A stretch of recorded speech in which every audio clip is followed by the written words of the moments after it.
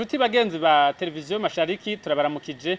Ubu n'umwanya mukurikirana ikiganiro ku gicaniro. Ikiganiro gisanzwe kibayagira ku buzima bw'abarundi bamwe bamwe bafite ivyo bagiye bakora mu buzima bwabo kugira ngo mushobore kubigirako. Kuri uno munsi rero turi kumwe n'intwazangabo mu rwego rw'igipolisi asanzwe ari umwanditsi mu vyo yandika hakaba harimo bw'ivyese. Uwo nawe se uwundi ni BACINONI Dieudonné. BACINONI Dieudonné ndabaramukije. Nenda baramukije murakoze. BACINONI Dieudonné ku batamuzi ni inde? Jewe mu bisanzwe ndi umurundi nkaba naravutse mu 1969 mu Ngagara mu gisagara ca Bujumbura mugabo nkaba namuka ibururi muri commune Mugamba nkaba ucika ngaho mu Mugamba tukaba twarahashitse nko mu 1880 n'ibindi uko ni nka novuga ko ari nk'ibinyenjana bibiri twaye tuje tuva aho bita mu kinwa ca Muzima muri commune Gishubi no kuvuga Igitega. Jewe rero nkaba umuvyeyi wanje yitwa BACINONI Yohani. BACINONI akaba vyagwa na Nyabenda Andrea batazira bitungwa n'amaguru wa Rudaragi rwa bwabazi bwa Mudodo wa Ntaruhuka. Nkaba naravukiye ngaha mu gisagara ca Bujumbura neza na neza mu Ngagara mugabo amamuko yiwanje akaba ari aho bita mu Gataka muri commune Mugamba.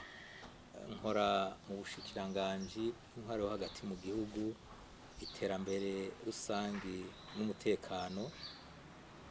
Nkaba ndi ntwazangabo yisumbuye iyo bita OPC1 tubigaje no mu gisoda ni nka colonel ndo nkaba ndi umuyobozi muri ubwo bushikiranganje.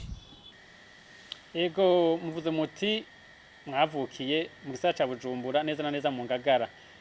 Umuvyeyi wawe ava mu Mugamba yimukira mu gisagara ca Bujumbura yari yaje gukora iki? Imirimo yari afite yari iyi? Umuvyeyi wanje yaraje kwiga kuko yarize iyi dusanzwe twita ETS kera bayita eto no kuvuga École Technique Officielle aho yahejeje mu gisata ca mécanique automobile. Ahahejeje yaciye aja kwiga kugira stage mu gihugu c'Ububirigi. Ego wewe nawe amashuri y'intango mwayize hehe mwayabandanirije hehe? Kubera ingorane igihugu caciyemwo jewe 1972 jewe naciye mpungira mu gihugu c'u Rwanda aho naciye niga amashure matoya kw'ishure bita Rwebare hafi yo mu Bugande hafi yaho bita Ikabare. Hama ndaheje gatoya mvuye aho Rwebare nacenja aho bita Rukomo ya mbere. Mvuye Rukomo ya mbere niho nahereje. Hama ndahavuye naciye nja i Kigali ndiga mu ishure bita École Technique Libre de Gikondo. Ico gihe niga bijanye n'ubudandaji mu nyuma ndabivamwo canja mu bijanye na ivy'indimi kw'ishuri bita Apakope. Yego mubavuze muti mu mwaka w'igihumbi kimwe amajana 1972 mwarahunze muhongera mu gihugu c'u Rwanda. Mbega wahunze uri kumwe n'abavyeyi canke abavyeyi babasize Burundi? Subi nyuma gato nkuko nari ndiko ndakubarira ivy'amashure narabandanije ngaho mu Rwanda mpejeje ivyo vy'indimi ndaja kuri kaminuza y'u Rwanda, kaminuza y'igihugu. Warumbajije uti mbe abavyeyi wari basize ngaho mu Burundi hibambewe? Jewe mu Rwanda twahunganye na mama. Umuvyeyi yari asigaye ari mama kuko nkuko nabariye papa wewe yari yahitanywe n'ugwimo rw'72. Ego none muratubwiye muti amashuri ayintango nayisumbuye eka mbere n'igice kimwe ca kaminuza mwavize mu gihugu c'u Rwanda. Iciyumviro cyo kuba umwanditsi catanguye gute, byabajemo gute, mbega hanini mwandika kuki? Je mu bisanzwe iciyumviro cyo kuba umwanditsi si ciyumviro caje uko nyene, kuko abanzi nkiri n'umwana mutoya niga mu mashure mato, narakundana cane gusanga ndiko ndandika hasi canke ugasanga ndiko ndiyandika nkoresheje akantu k'agati, ndiko ndiyandika kwitako eka n'ahandi ku gice c'umubiri. Rero aho nigera cane ivy'indimi nshitse mu mashure yisumbuye nkiga ivy'indimi, nkabona na cane abanditsi batandukanye, nkabona wagomba kuko niga mu gihugu c'u Rwanda, nkabona abanditsi twiga n'abanditsi b'abanyamahanga, abanditsi b'Abafaransa, abanditsi bo muri Afrika y'uburengero. Rero nca ntangura kuvuga nti none bijya bakora jeho sinobikora. Rero ico ciyumviro kingumamwo niga mu mashure yisumbuye, hama ncangirirwa n'ubuntu canja muri kaminuza y'u Rwanda, naho birangumamwo. Mugabo kubera ntari mfise uburyo ntivyashoboka ko jewe no kwandika iki canke kiriya. Wagomba novuga ko nahejeje amashure yisumbuye ntanditse n'icese na kimwe. Mugabo vyari muri jewe.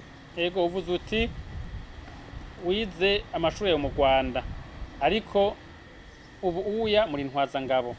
Mbega urwego rw'intwazangabo mwagwinjiyemwo gute? Muva i Rwanda hoho mwavuye i Rwanda muje kwiga i Burundi canke mwavuye i Rwanda muje kwinjira mu rwego rw'intwazangabo? Bambewe twaje duhungutse, hama jewe nkuko nari nsangwe niga kuri kaminuza y'u Rwanda, naciye nshikira kuri kaminuza y'u Burundi. Hama kuri kaminuza y'u Burundi haca haba ubwicanyi.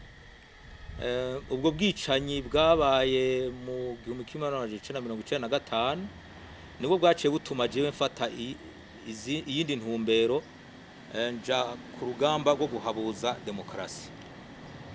Uratubwiye uti kuva mu mwaka w'1995 mwari kuri Université y'u Burundi, ariko ntivyakunda, biba ngombwa ko mubandaniriza guhabuza demokrasi. None iciyumviro cyo kwandika ibitabo carabandanije muri iyo myaka yose wamaze uri ku rugamba?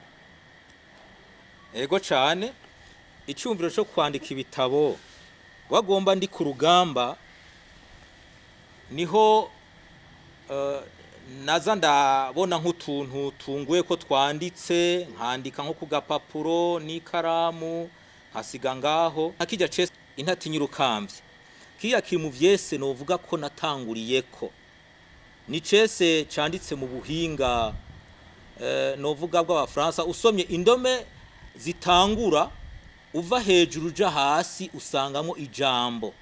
Wabonye ko kijya cese intatinyirukambye harimo ijambo intagoheka.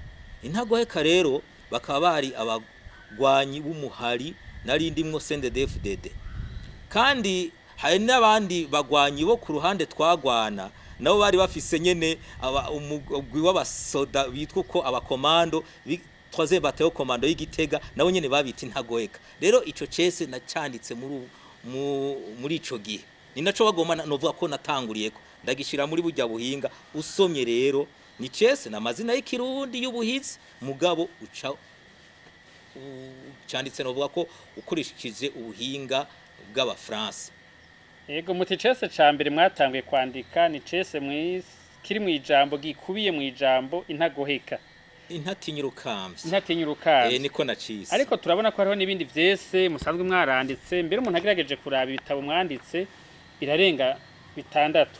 Kimwe mwotubwira muri make nk'iki tubona canditse ko ndi i Burundi? Gatoya je mu bisanzwe ivyo kwandika urwego maze gushikako, ndamaze kwandika ibitabo bishika 6. Igitabo ca mbere natanguriyeko ni igitabo nise Le Portrait de la Société, kikaba carasokeye mu nzu y'ibitabo mu gihugu c'Ubufaransa ariho bagitangarije mu 2008. mutiro byagenze gute jewe nari mu butumwa bwa Nations Unies mu gihugu ca Côte d'Ivoire neza na neza ya Abidjan naragiye kuko nari nsanzwe mfise iyo ngabirano yo kwandika naragiye gutemberera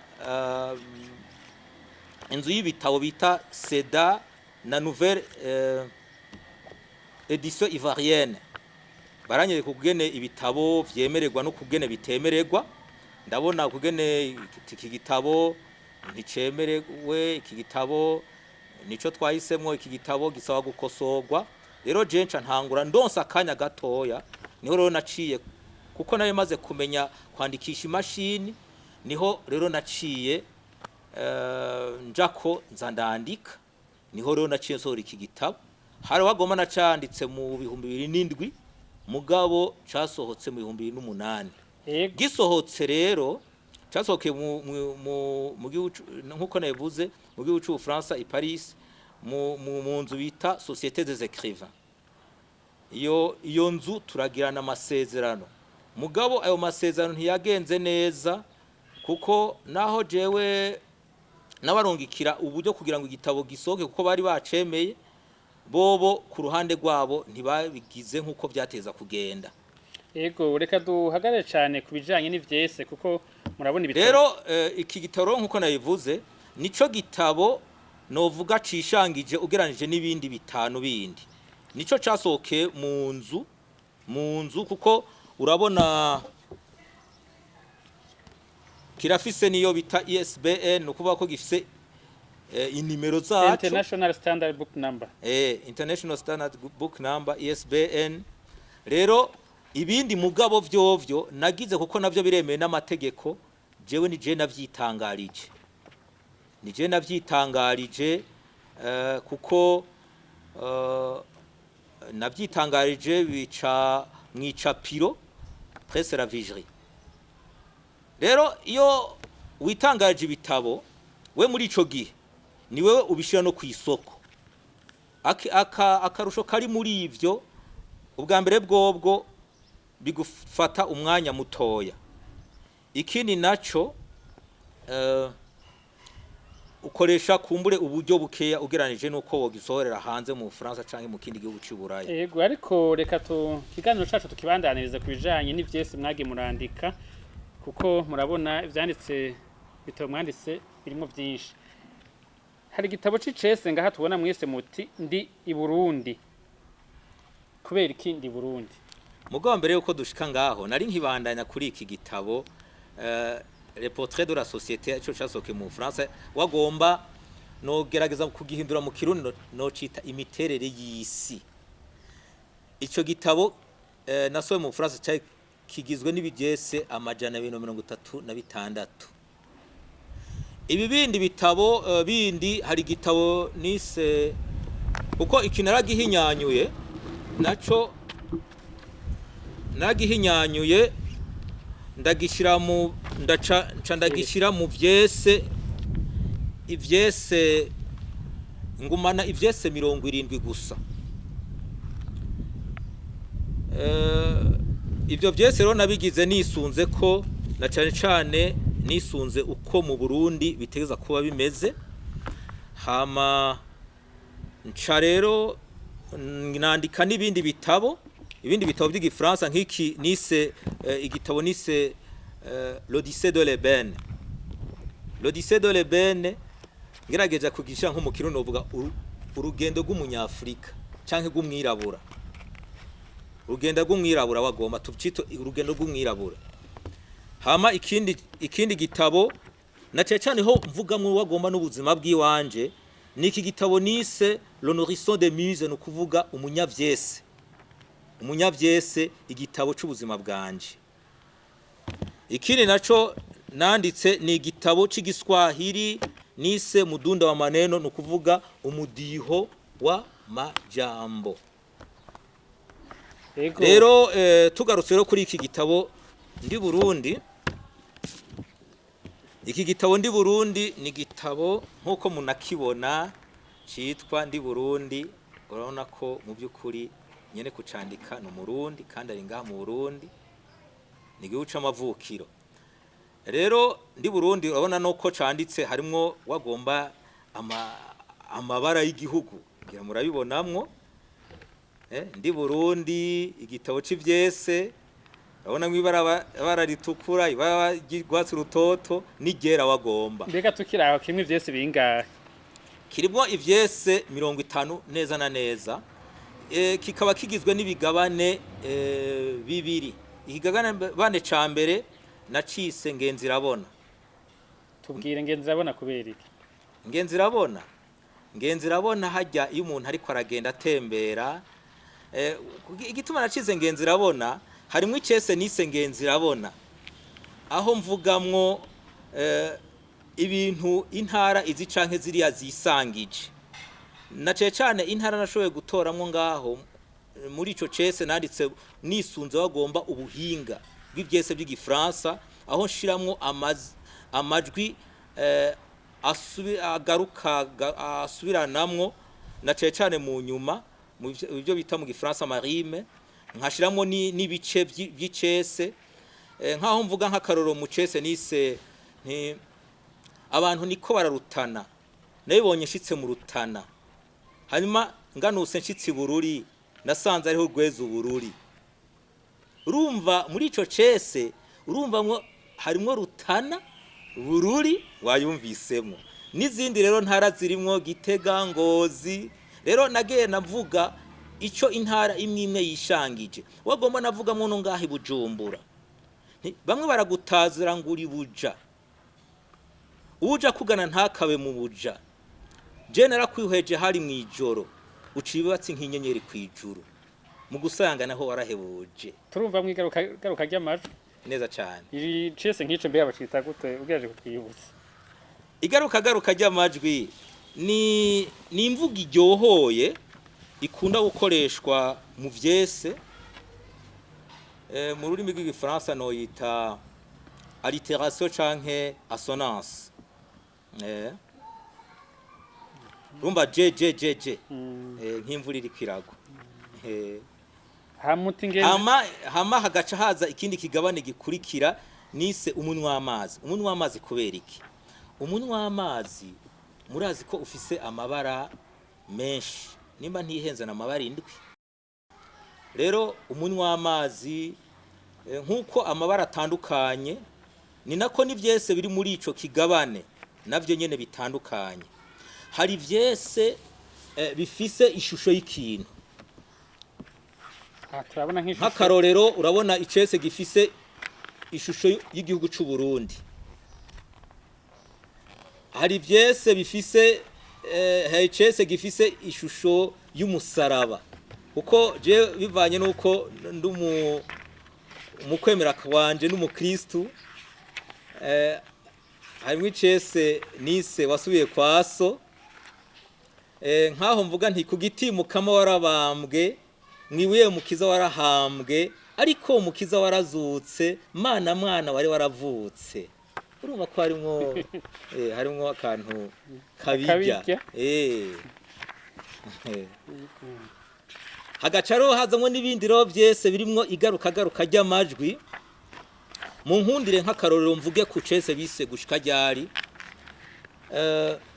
mugabo ngenda ndavuga ibice gushika ryari bamwe bazoba mu magorofa agenda gororotse abandi mu myobo nk'ifuku. Gushika ryari bamwe bazoja bakaryama abandi basamira isazi ku mwenyo. Gushika ryari abagabo bazoga ibyo abagore bagorewe. Ico kubera iki? Kuvuga nkaho kantu gushika ryari abagabo bazoga ibyo abagore bagorewe. Ico kintu ni kintu nihweje nkabona ko gikunda gushika. Nkarugura umuzorabe umugore w'umwirimizi aririrwa ararima mugabo vyashika ko yimbura umugabo akarwa aganza ibyo bintu yarimye. Rero nico gituma navuze ako kantu ni gushika ryari abagabo bazogaba ibyo abagore bagorewe. Kandi ngaho harimwo igaruka ry'amajwi nibangabangana wagomba ry'amajwi.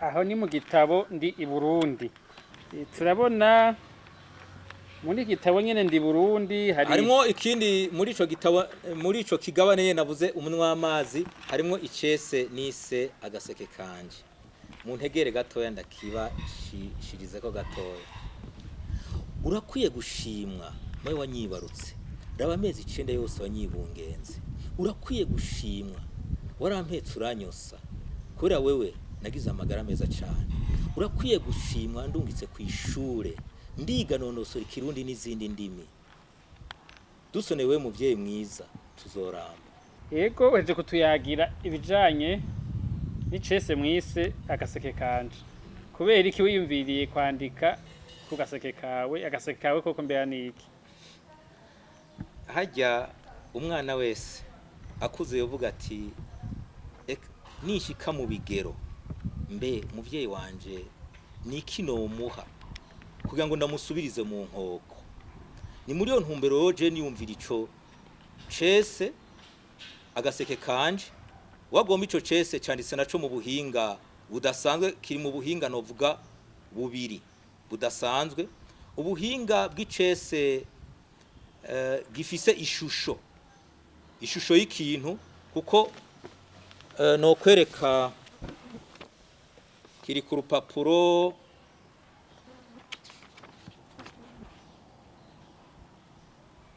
rwa 32 rero ico cese gifise ishusho y'ikintu no kuvuga ishurwe bita iroza murabona ko gifise ishusho y'ishurwe y'iroza hama rero urabona hajya hari urwatsi rutoto harimo ijambo urukundo rako gaseke kanje kuba kuzuyemwo urukundo kandi muri ico cese ikindi kintu kirimwo kidasanzwe harimwo agace k'ubuzima bw'iwanje ufashe ku gice c'icese aho mvuga nti urakwiye gushimwa ndungitse ku ishure ndiga nonosora ikirundi n'izindi ndimi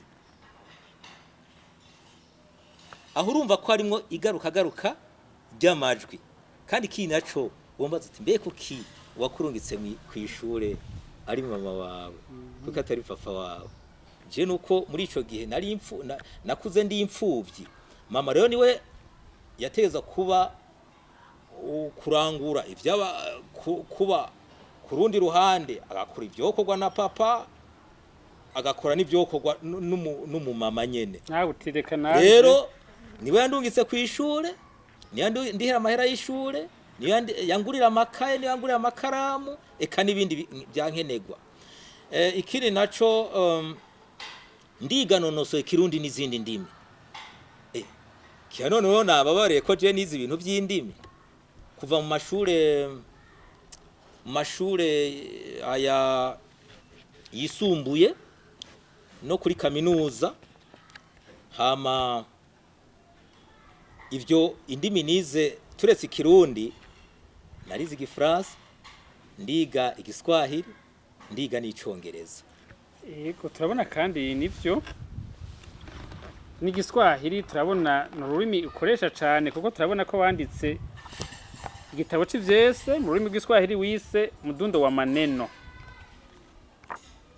aho mwashatse kuvuga iki tu simbije kuri iki naco mudundo wa maneno nkuko nabivuze na kare tugishize mu kirundi kuko turi mu kiganiro cy'ikirundi ni umudiho w'amajambo mwisanzwe umudiho wozanwa n'ivyuma inanga umuduri ikembe idonongo muri kiye canone kumbure ibitari mugabo rero aho jewe nagombye kwerekana ko n'amajambo ubwayo ashobora kuvamwo umudiho na cyane iyo harimo bijya bintu vyigaruka ry'amajwi ibangabangana ry'amajwi urumva ko hashobora kuvamwo ikintu kiryoheye amatwi ni naco wagomba kigize ivyese tubwire rero kimwe mu vyese wanditse muri iki gitabo muri Igiswahili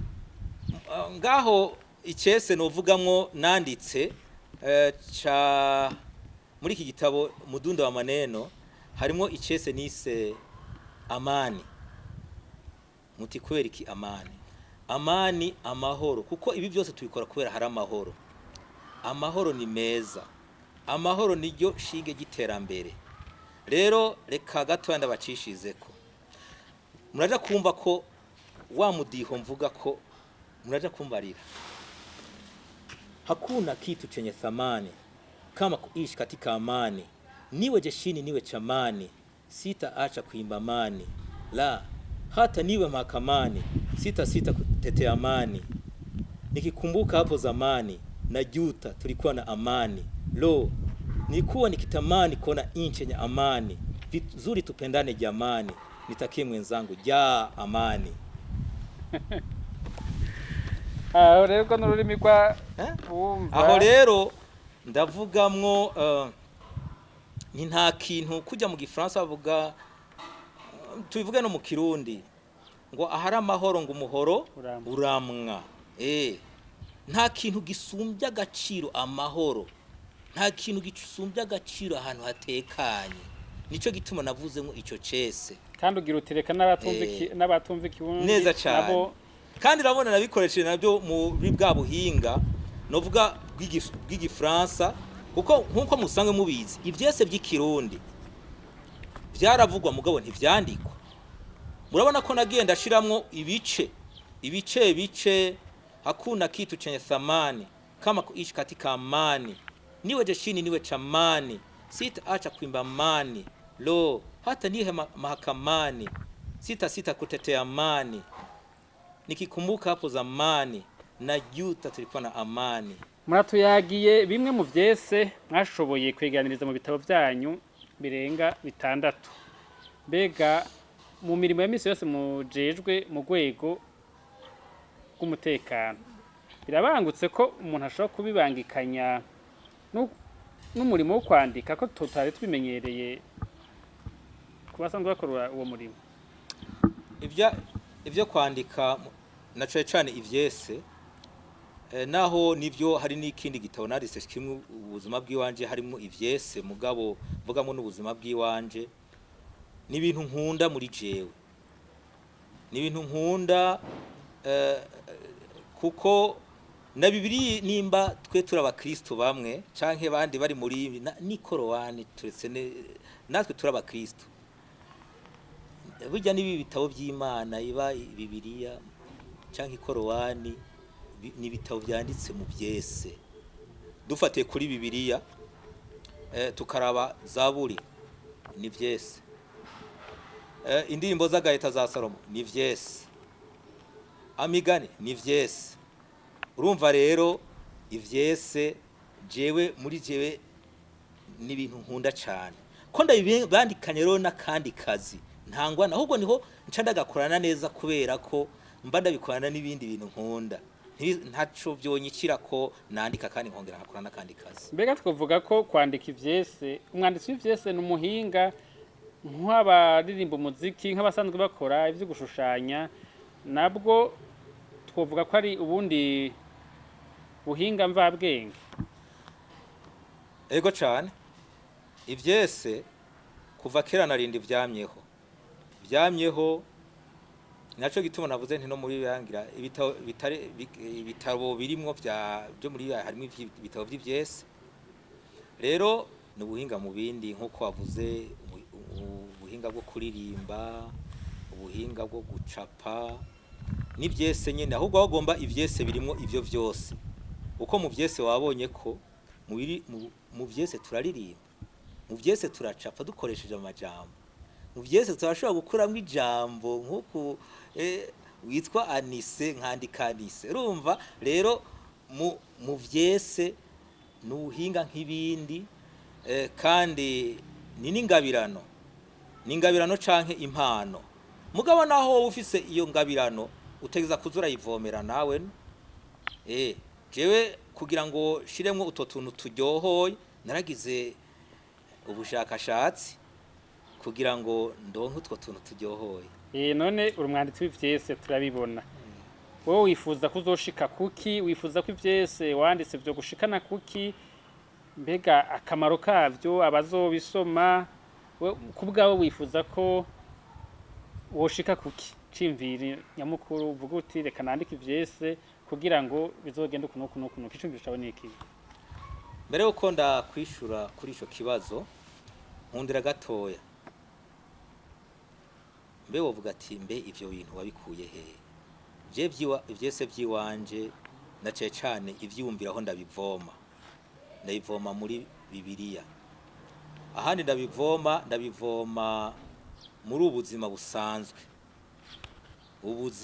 busanzwe canke ivyo naciyemwo kya noneho ngira wabonye ugiye kuraba hajya iyo umuntu ariko arandika rimwe ne musanga hari agace kiyo k'ubuzima ariko aravuga wagomba ngira agace katari gatoya wagomba rero ivyese vyiwanje nivyo naciyemwo sino kwandika ibi byo mu nzego z'umutekano hari muri zo sino kwandika icese urabona ko mvugamwo n'ibijanye bivaye no kwemera kwiwanje sino vyandika ntabirimwo rero niho ivyumviro ndabikura hama rero nivyo ngende ndabona hirya no hino mu bantu hari jambo umuntu avuga jewe rikanyura mu matwi jewe rigaca rihera ngaho je nkaca ndarikoresha mu cese ndiko ndategura yego none ibitabo turabibona sibike kandi birimo ivyese bitari bike abantu bizobungura iki mbega wewe bizokungura iki nagomba no ngaho nyene nongere nsubira inyuma gatorantunga no ngaho nyene wumva ati mbe muri bitabo nibihe bintu nyamukuru urabona mu bisango je mvuga ibintu bitandukanye mugabo je mvuga inyigisho zitandukanye mugabo hari ibintu nyamukuru je ngarukako ubwa mbere bwoko ugukunda Imana ikindi naco ndagaruka ku gukunda igihugu ndagaruka ku rukundo rw'abubakanye ndagaruka ku mpanuro izi canke ziriya ukwirinda indwara zitandukanye sida iki kiza ca coronavirus naco dafise icese nacanditseko igituntu ubukangwe ndagaruka kubijanye no kurwanya igiturire ndagaruka kubijanye no kurwanya akarenganyo eka mu bisanzwe ibintu bivuga ibintu bitandukanye byinshi naca cyane ivyo nivyo vyiyumviro naca cyane je ngarukako mu yandi majambo gira uti uwosoma ivyese nanditse yoshobora gukuza muri we umutima wo gukorera igihugu umutima wo kubana neza n'abantu neza cyane usomye ku cese nk'akaroro genda ikikirundi ndi Burundi ndagwe nk'akarorero ku cese nise kandi muri iki gitabo ndi Burundi ikintu garukako ivyese birimwo ntubona iyi minsi mikuru twizihiza ngaha mu Burundi caduhimbaza ivyese birimo ngaha byinshi birimwo harimo icese cogaruka kuri urya munsi novuga bumwe bw'abarundi icese cogaruka ku munsi w'abakozi icese cogaruka ku munsi twibuka ukwikukira intaye ukwikukira icese cogaruka ku munsi mukuru w'abakenyezi hakija cagaseke kandi urumva ko ku bakenyezi nticobagwa nabi nawe cobagwa neza cyane rero ndagwe nk'akarorero icese nise twubaka Burundi ni cese kiri mu kigabane nise umunywa amazi twubaka Burundi ku rupapuro rwa 60 wumvuga iki cese ubugene nacubatse naco nyene mugabo urantunga sindakivuga reka ndagisome kuko umwanya sinagiteguriye twubaka Burundi umutwa ni yubake neza umushinge raba nawe ntawushire ku musenyi umuhutu nagerageze kuduza impome kandi nazikomeze neza nk'urutare umututsi naheraheze gusakara inzu ntigurugwe n'umuyaga w'igihuhusi dukorere mu runani atawuvuyemwo mu kubaka inzu yacu yitwa Burundi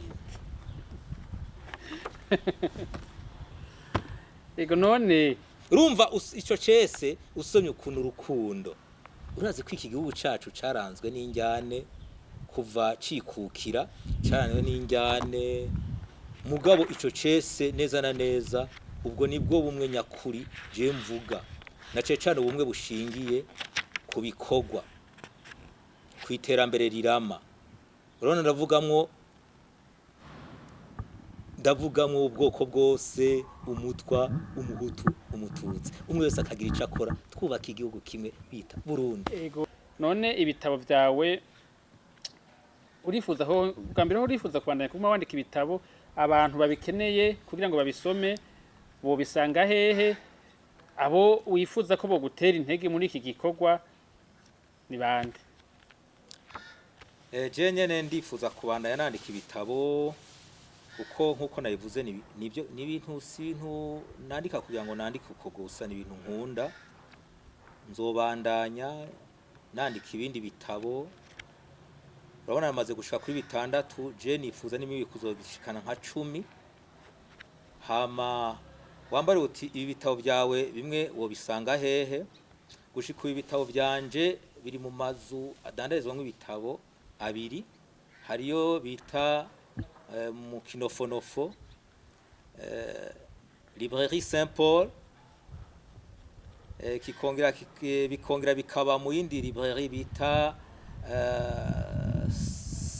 savoir plus faire plus services hama nizo gushika ubu ikindi kintu nacero nkura kuri ibi bitabo nacengiye ndakuramwo ivyese bimwe na bimwe ndabishira ku buhinga bwa none ngurukana bumenyi ivyese bimwe biri muri bikubiye nyene muri ibi bitabo hari biri kuri YouTube ugiye ukandika Gicaniro Dieudonné YouTube uzosangamo ivyese byiwanje n'ibindi bikorwa byiwanje bijaye n'ivyese handi uzosanga ahandi uzosanga ivyese byiwanje ni kuri Facebook abarundi atari bakendazi ko bayikoresha uzokwandika poethérapie bac poethérapie no kuvuga poésie thérapie no kuvuga ko la poésie ari umuti la thérapie poétique hama handi uzobisangane kuri Instagram nibyo none urafise abagufata mu mugongo gushika n'ubu novuga ko abantu baratangura kumfata mu mugongo mugabo nifuza ko bamfata mu mugongo urabona ko iki atari igikorwa coroshe.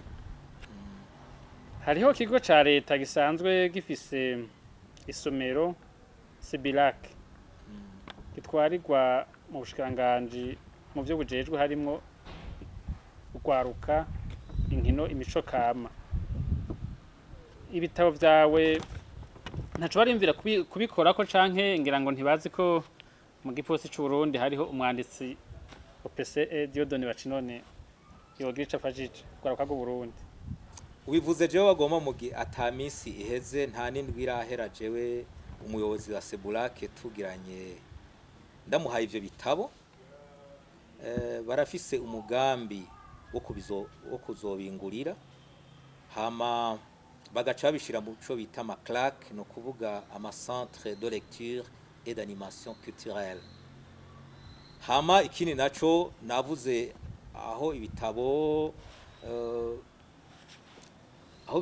byanje bigurishirizwa ndifuza ko mu minsi iri imbere ndashaka kuzobitwara ku kibuga c'indege Merkeyo ndadaye ugenda ukabisangaho ntibizogutangaze. Turabona waranditse ibitabo bitari bike mbega ugwaruka rw'u Burundi govyungukira mwiki?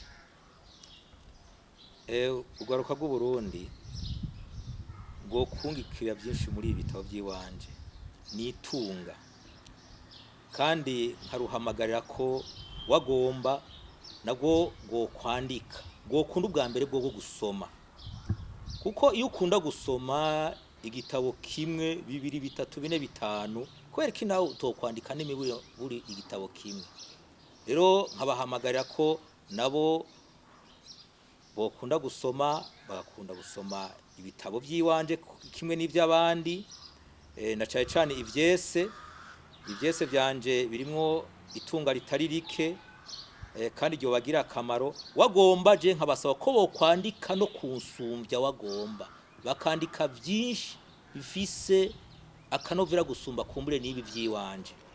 Ni kuri ako kamo rero muteye ugwaruka rw'u Burundi ko gukunda gusoma, tukaba rero tubashimiye ko mwashoboye kutwitaba mu kiganiro ku gicaniro. Murakoze cyane.